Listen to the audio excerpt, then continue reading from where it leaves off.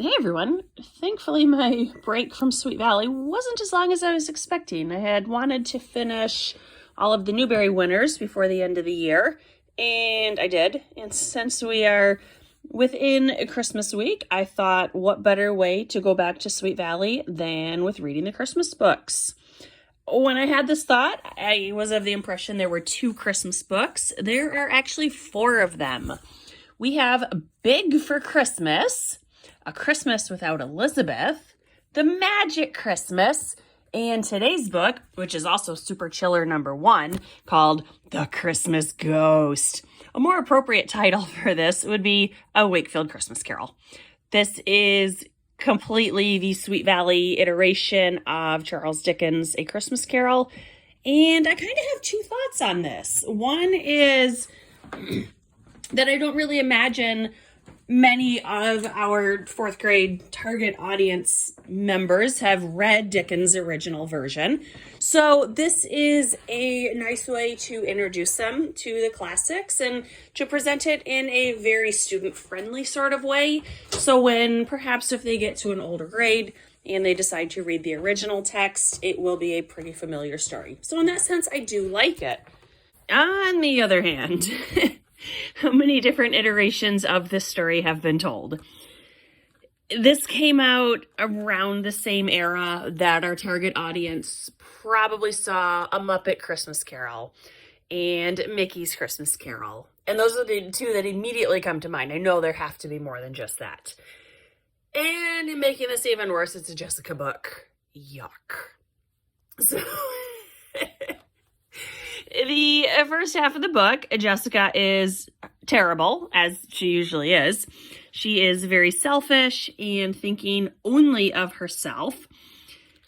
It gets to be Christmas Eve, and she decides they're each going to open one present, and they choose friend presents, which is kind of weird. Why would you give a friend a present and then not watch them open it? So that seems kind of weird. But Elizabeth opens Amy's present, which is the new Amanda Howard book. And Jessica opens Lila's present, which is a poster. Boring. It's a poster of a unicorn. Double boring. Oh, and there was this whole plot that I forgot to mention. Elizabeth, of course, is working on a number of fundraisers that the middle school is trying to raise money to buy a laser for the children's hospital. And that's a very Elizabeth sort of activity. It kind of makes me wonder why the hospital is relying on middle schoolers for fundraising, but Sweet Valley. So she gets this great idea that she's going to write to this actor named Bo Dillon. And oh, he's so dreamy. And she asks if he would help them with a fundraiser that in the past he has helped with other children's charities. So he agrees to do so and says he will come by the house and they can have a quick talk one day. Unfortunately, that meeting is scheduled for the same day that Elizabeth is supposed to be at the hospital with Amy and some of the others as Santa's helpers and visiting the kids and giving out gifts and all of that good stuff. So it's getting to be about that time, and Bo is nowhere to be seen. So Elizabeth just has to go to the hospital party, and she doesn't want Bo to think she ditched their meeting. But it's like, what are you supposed to do? You can't be 2 places at once. So she goes to the hospital, and Jessica stays home. And of course, Bo shows up like 5 minutes, not even. Excuse me, after Elizabeth and Mom had gone to the hospital, and he says, oh, he had been trying to call, but the phone was busy all day. He had car trouble, and Jessica totally blames her mom. She says, oh, yeah, my mom was on the phone all morning. And I was like, was Alice really, or is this Jessica trying to cover her own backside? But Bo had car trouble, and he's pressed for time. So really, he's just coming to say, why don't we meet again, like on the 27th or something? I was like, what was the purpose of him even coming to the house? Why didn't he just call? Or send a messenger or something? It just seems completely ridiculous that he would put the time into making a visit when it could have been accomplished with a phone call or in the modern era with a text message. Jessica, of course, does not tell him that she's not actually Elizabeth. She just goes along with it. And, you know, I don't like Jessica, but we can't really fault her too much here. Bo was at the house all of like 5 minutes.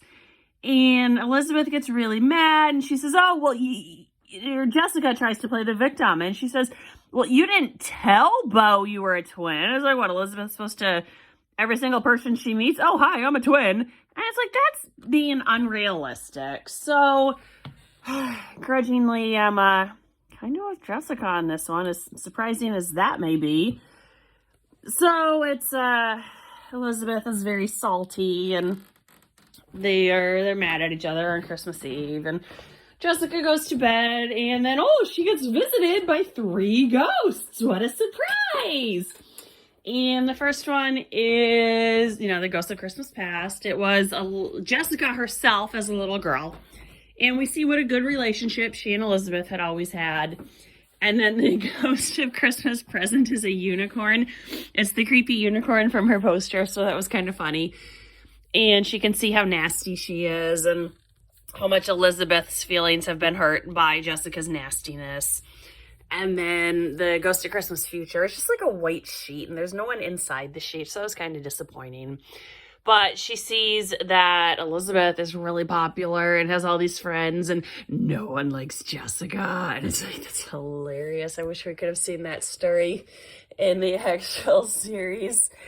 So it makes me wonder what happened to Janet and Lila, because they're even more nasty than she is, but somehow she's the ostracized one in the future.